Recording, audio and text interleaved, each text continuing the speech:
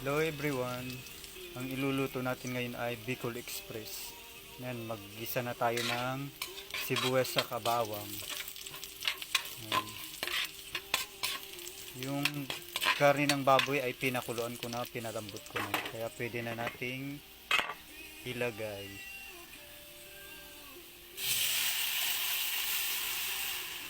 Yan.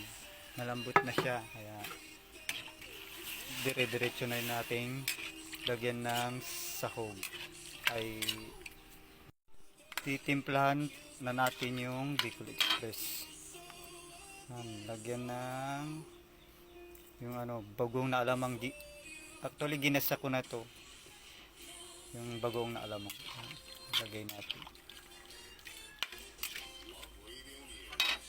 Tapos yung sili na labuyo saka siling green yan.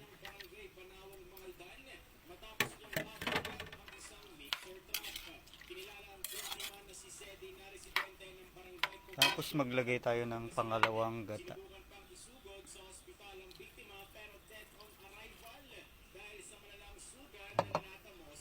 Pakuluan muna natin. Lagyan na natin ng panimpla konti, yung paminta saka kunting betchin.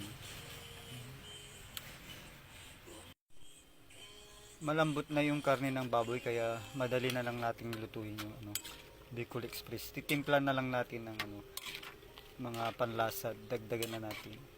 Paulit-ulit kung tinitikman para makuha ko yung the best na lasa ng Bicol Express. Halu-halun lang natin hanggang maluto yung kasi hindi natin pwedeng takpan yung gata kasi maglalangis siya. Tinikman ko na siya, sobrang anghang, sarap ng pagkaanghang niya. Tapos yung gata na una ay ilalagay na natin.